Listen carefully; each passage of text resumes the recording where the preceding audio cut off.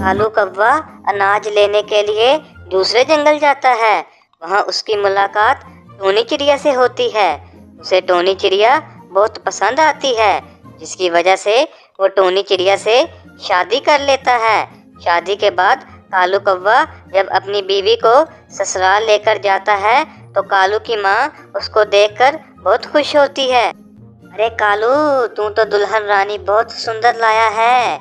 हाँ माँ, अगर तेरे भरोसे रहता तो तू मेरे लिए पता नहीं कैसी चिड़िया लाती। अरे कमबख्त, अगर तुम इसे लाए हो तो क्या ये घर के काम नहीं करेगी? अरे माँ जी, आप ये कैसी बातें बोल रही हैं? मैं आप सबके साथ ही काम करूँगी। अरे बहू, तेरे गहने तो कितने सुंदर हैं और तूने कितने सारे गहने पहन रखे हैं।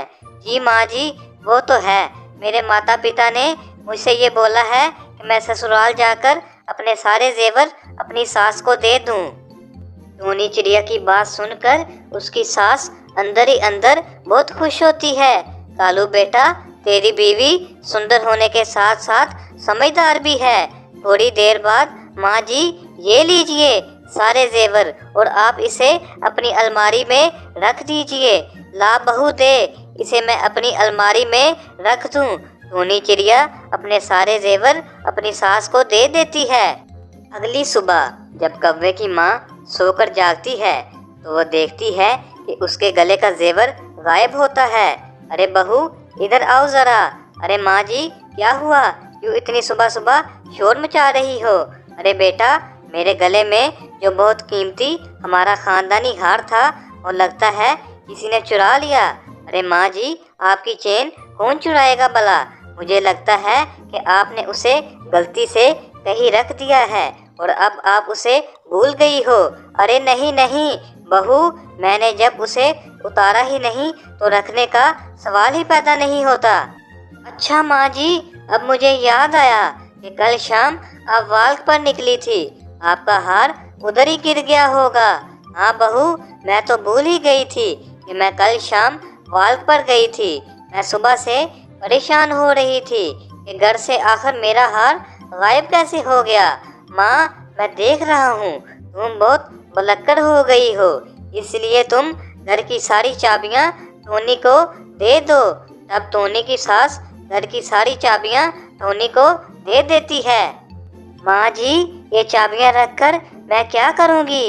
इसे आप ही रखिए, मैं इस चाबियों का क्या करूँगी? नहीं नहीं बहू, इसे तू रख। तू देख नहीं रही कि मेरी याददाश्त कितनी कमज़ोर होती जा रही है? ऐसे ही कुछ दिन गुजर जाते हैं। अब टोनी चिड़िया पूरे घर में अपना विश्वास जमा चुकी थी। ऐसे ही कालू कौवा जब चावल बेचने के लिए चावल की बोरी लेने जाता है तो देखता है कि घर में चावल की एक भी बोरी नहीं होती। तब कालू कौवा अपनी माँ के पास जाता है और उससे पूछता है कि आपने चावल की बोरियाँ देखी है क्या? नहीं नहीं बेटा, मैंने नहीं देखा। तो टोनी बहू से पूछ ले, शायद उसने देखा हो। अरे नहीं माँ, टोनी को भी नहीं पता। तभी वहाँ पर टोनी चिड़िया आती है। कालू जी, घर में एक भी अनाज नहीं है और घर में अनाज की सारी बोरियां भी खत्म हो गई है।